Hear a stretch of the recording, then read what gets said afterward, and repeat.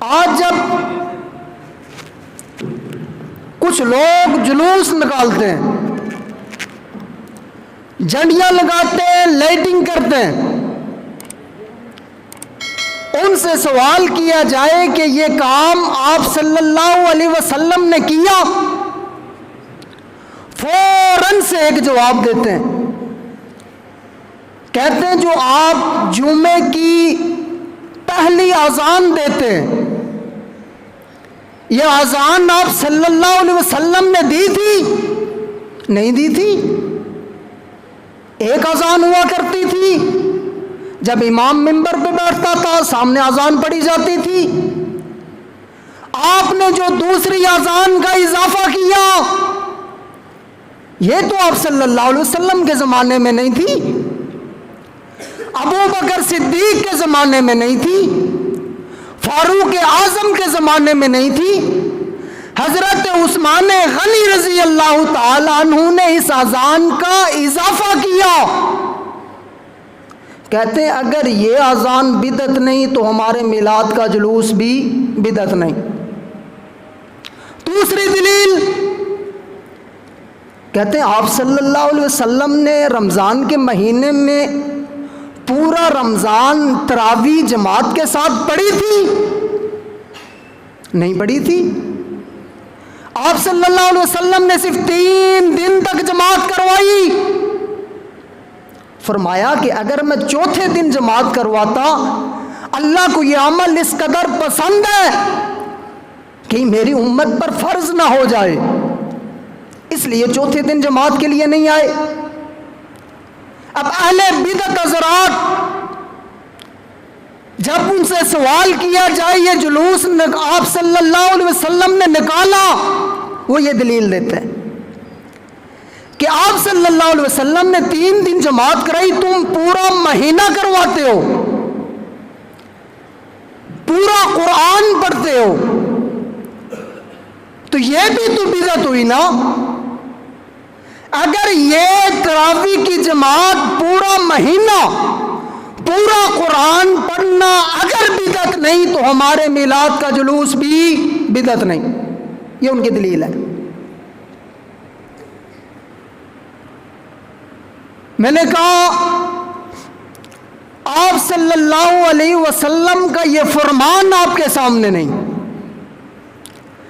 آپ صلی اللہ علیہ وسلم نے فرمایا تھا علیکم بسنتی وسنت الخلفاء الراشدین المہدیین، فرمایا میری سنتوں کو لازم پکڑو، وسنت الخلفاء الراشدین المہدیین، میرے خلفائے راشدین کی سنتوں کو مضبوطی سے پکڑو، عزو علیہا بالنواجز، فرمایا جس طرح داڑھ کے ساتھ کسی چیز کو مضبوطی سے پکڑا جاتا ہے، اس طرح میری سنتوں کو بھی پکڑو، میرے خلفاء کی سنتوں کو بھی پکڑو۔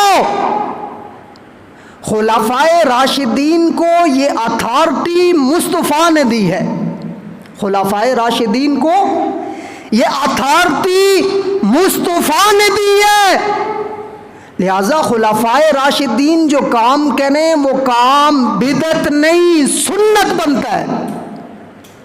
خلفائے راشدین جو کام کریں وہ کام بدعت نہیں ہو سکتا، وہ کام سنت بنے گا، اور ان کو یہ اتھارٹی آمنہ کے لال نے دی۔ تمہارے پاس کون سی اتھارٹی ہے کہ تم میلاد کے جلوس کو سنت کہو، تم میلاد کے جلوس کو عبادت کہو، تم ان جھنڈیاں لگانے کو عبادت کہو، لائٹنگ کرنے کو عبادت کہو، چراغاں کرنے کو عبادت کہو، کوئی دلیل تو دو۔ ان کے پاس آمنہ کے لال کا فرمان ہے، وہ جو کام کرے وہ کام بدعت ہو نہیں سکتا، وہ کام کیا بنے گا؟ سنت بنے گا۔ اور یہ اتھارٹی کس نے دی؟ آمنہ کے لال نے دی۔ پھر ایک اور سوال کیا جاتا ہے، کہتے بہت سارے کام آپ صلی اللہ علیہ وسلم نے نہیں کیے، بعد میں صحابہ اکرام نے کیے۔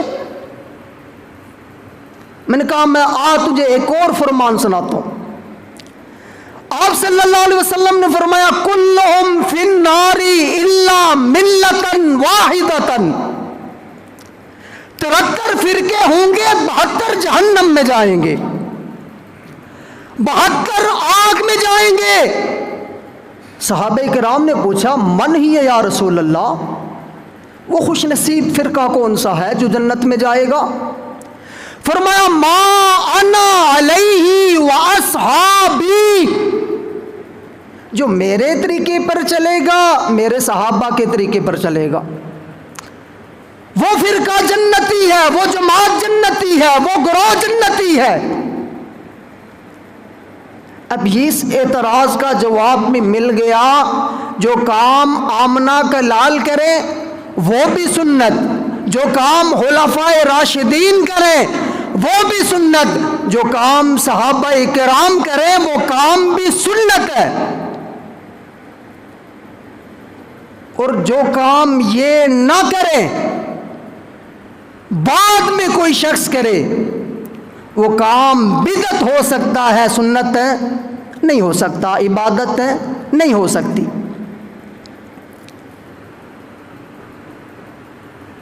آج اہل بدعت حضرات 12 ربیع الاول کو جو جلوس نکالتے ہیں، ربیع الاول کے مہینے میں جو جھنڈیاں لگاتے ہیں، چراغاں کرتے ہیں، روشنی کرتے ہیں، کہتے ہیں اس میں حرج کیا ہے؟ حرج کیا ہے؟ منع تو نہیں کیا۔ میں نے کہا حرج صرف اتنا سا ہے، تم یہ بتانا چاہتے ہو جس کام کی سمجھ آمنہ کے لال کو نہیں آئی اس کام کی سمجھ ہمیں آ گئی ہے، تم یہ تاثر دینا چاہتے ہو، تم یہ ثابت کرنا چاہتے ہو جس کام کا پتہ آمنہ کے لال کو نہیں تھا، جس کام کا پتہ خلفائے راشدین کو نہیں تھا، جس کام کا پتہ صحابہ کرام کو نہیں تھا، آج اس دین کے کام کا ہمیں پتہ چل گیا۔ تم آمنہ کے لال سے زیادہ دیندار ہو؟ آمنہ کے لال نے جلوس نہیں نکالا، تم جلوس نکالتے ہو اور اسے دین کا حصہ سمجھتے ہو۔ صحابہ کرام نے وہ کام نہیں کیا، آج تم اس کام کو کرو اور اسے دین سمجھو۔